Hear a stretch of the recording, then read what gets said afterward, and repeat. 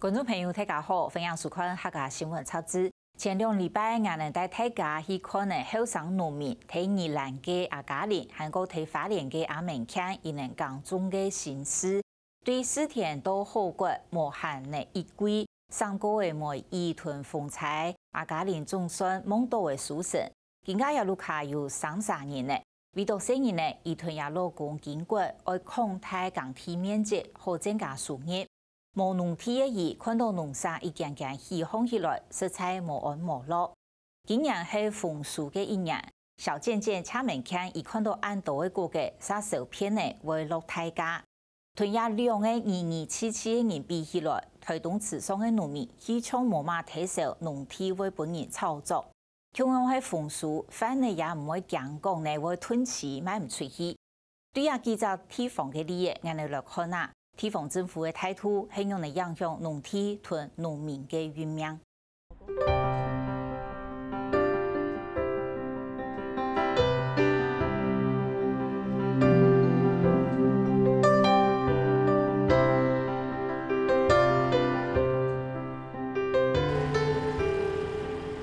嘉玲去睇田順風，看見國無機紅紅紅嘅經過電氣，夾嘅心總算係天貼下來嘅。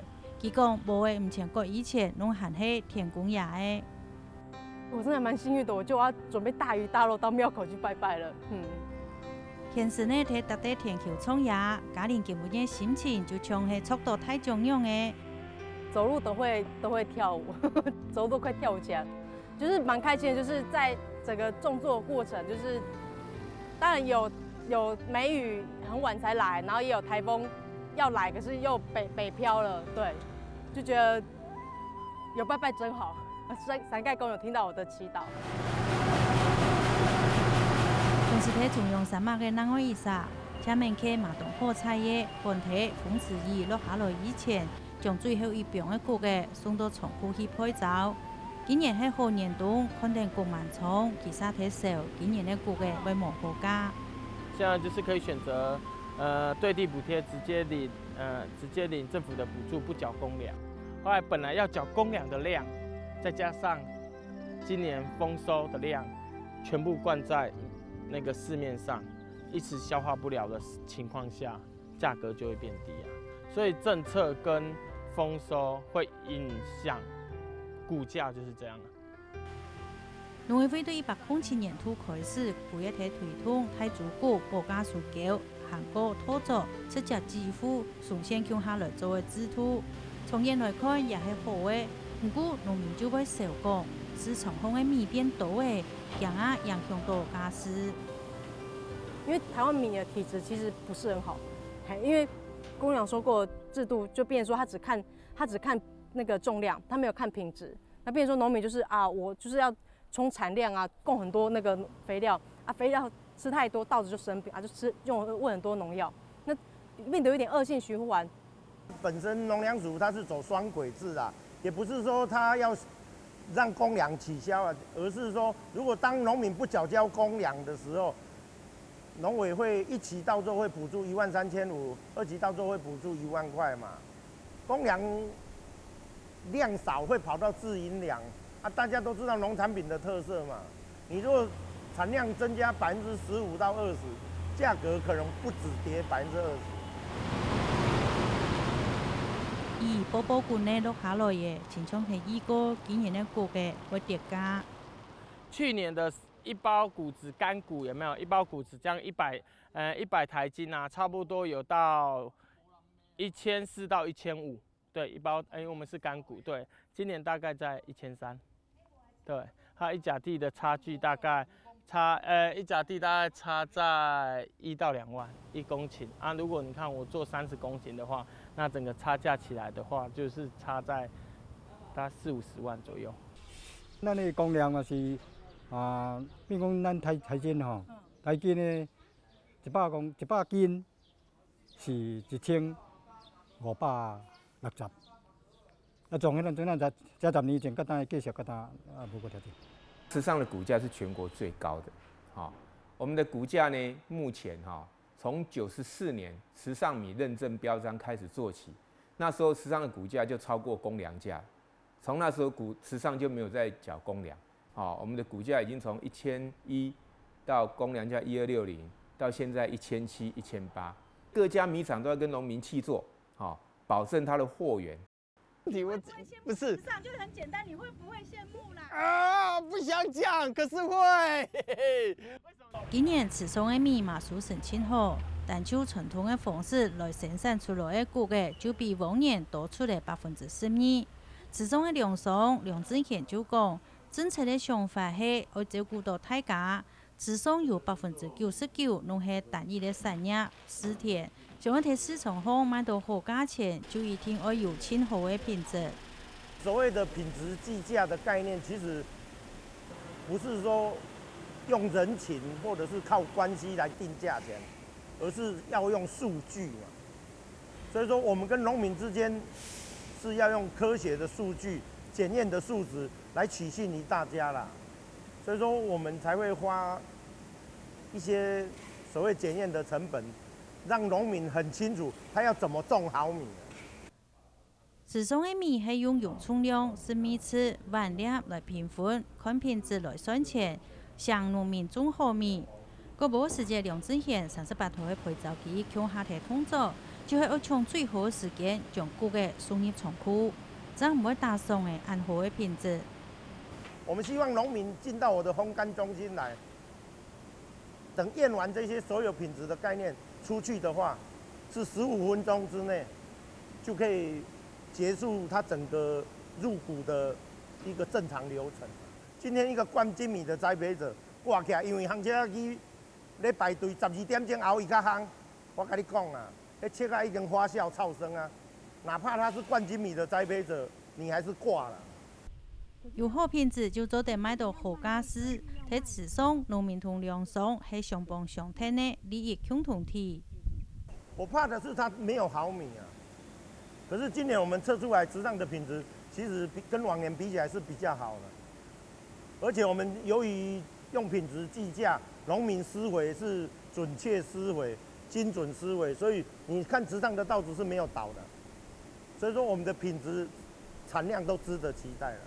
頭哥啊，就30年前家下耕田出模式啦，就做 one point 13呀，所以太一家農村可以做，咱可以做公司吼，當保姆做奶水，安尼來賺錢。你耕種算到副業，嘿，但是今仔公司在像今仔耕田呢，谷個又較好價咯，比起頭哥啊。所以呢，睇一家都後生人算啊，今仔專業專心來耕田，實在也係一個事業，安尼嘿，所以佢都盡量都擴大面積，來耕種變成專業農民，安尼。年輕人他想種田，但是拿不到田來種，對不對？供不應求嘛，這就是代表說池上在農業這方面是很活絡。不像西部說有田無人要做，踮咧爬行，哪有可能地上會田咧爬行的啊？清楚地將出車期韓國從事農業生產的地方分開來，後生人攏希望爭取多家地來耕種，唔但將做到的發發農地農用，嘛當的投資客操作農地去農產的機會。我們以火車鐵軌為界，鐵軌以西的地方，就是我們的從化區，所以很多移居者要蓋新房子的，他會在從化區這邊買地蓋房子。那鐵道以東這一塊一大片的平原，從大坡池風景區一直到博朗大道風景區這一片400-500公頃，幾乎沒有電線桿的地方，都讓它保持一個很淳樸的農村那個農田的景觀。所以在這一塊地，我們就不會讓它蓋房子，就算要資材是什麼，我們也很慎重，怕破壞那個地景，這個我們政府會非常把關。所以我在當鄉長第1年，我就跟所有的仲介，賣土地的，我說這塊地是地雷區，你不要去碰，你碰到的話不能蓋農舍，會去害到別人。做農有錢好賺，農民就唔盼得買土地。喺池上農地係用來耕種嘅，案发的天球唔但抢无考虑到地方的发展，还冲错的青岛的观光产出。我都会跟游客打招呼啊，我说哎哪里来啊？哈，我是时尚乡长。哦，乡长哦，啊我深圳。他第一句话讲什么？你们这里不止干净，连田都干净。我回去一定要买这个大米回去吃，因为看到这个环境那么好，种出来的东西一定好嘛。所以我们池上的那个观光从103年一直到现在，不减反增。103年那时候统计池上的游客数大概60-70万一年了，现在是150万。我这宜兰那就毁掉了，把整个环境都毁掉了。我们今天会保存这个池上有这么好的环境，就是因为没有农车，所以我们又多了一个文化景观区的保护，以后又更好、更有保障一点。我们就希望说农村维持100年不变，你可以一直改进你的生产技术跟品质，但是你的环境希望100年不变。农民对土地拢有深层的感情，唔限得好好的土地唔拿来耕种。所以政府正经做到对土地友善的农业政策，好好的把关农地的买卖，台湾的农村环境将做得比持路清好，安尼我们的农业将做得长长久久。家事好，事业好，伊当然就一辈子做也没有关系啊。无其迄阵伊若要做投入，伊要请工课赚钱啊，要无按轻松啊吼，无按轻松。所以，迄讲农产品的家事好，大家都要珍惜啦。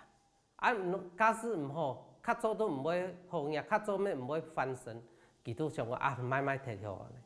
所以，这个农产品的家事会隔天气爱买没买，这是关键。政府应该作为那个农地贩售的一个很重要的把关者，他不应这应该回过头，他本来就不应该开放农地自由买卖，又或者是他要自由买卖，他得当那个土地买卖市场的最大的庄家，就是必须把这些被卖掉的农地买回来。他必须有政府必须他有个义务，就是他必须确保台湾的那个农地的耕作面积。100年前就有学者建议讲，做得参考德国的土地储批制度，而政府先将标题嘅限外卖嘅土地买起来，再标本上嘅耕种嘅人来用。不过农委会讲也还在研究当中。因为买涉及到就是说国家的一些财政支出，还有相关其他法律的这个配套。所以我们现在这个部分还在研究的这个阶段。还有一个就是由国家来租，由政府来租，或是由农民团体来租。那他租到这个土地之后呢，然后再来转租给需要农地的人。那这样的这个想法事实上已经讨论的差不多，也已经到一个成熟的地步。所以我们现在在进行这个修法的这个阶段。没有黄安，没有黄安，就没有隆安，就没有隆安。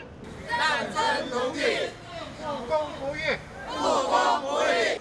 台湾的国家真正来毁良田，一只国家一只家庭，3村无农民有反省吗？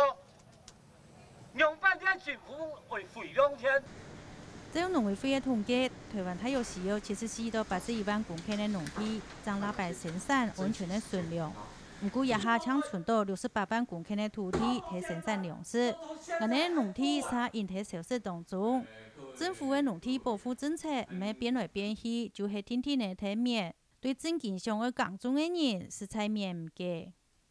蔡政府应该搞清楚，就是你要不要农村，你要不要农业，台湾农业。如果你不要，你大声讲，好，那我们这些那个对农村有梦的人都离开，然后。就是因为有土地嘛，老农就离不开。那好，那我就把地卖掉。国土规划该要做不做，然后那个违章工厂要取消，要取地不取地。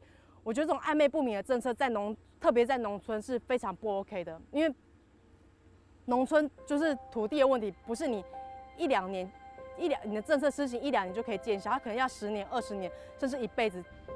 家庭靠天呢，期待一生人拢会耕种，嘛希望有一日期待有田好耕。安心媒体期待田豆土耕种蔬食庆祝好年度，过就喺日嘅時節，內政府經過公聽會，行過100場嘅會議同民間團體，仲加複雜討論過後，天天嘅286頁嘅全國國土計劃送到行政院核定過後，今年本人審睇嘅總括一般嘅內容，計劃嘅天位嘛講做係無法律強制力嘅行政指導有條爭議。大家各部長嘅質疑講，政府對土地嘅態度係乜嘅呢？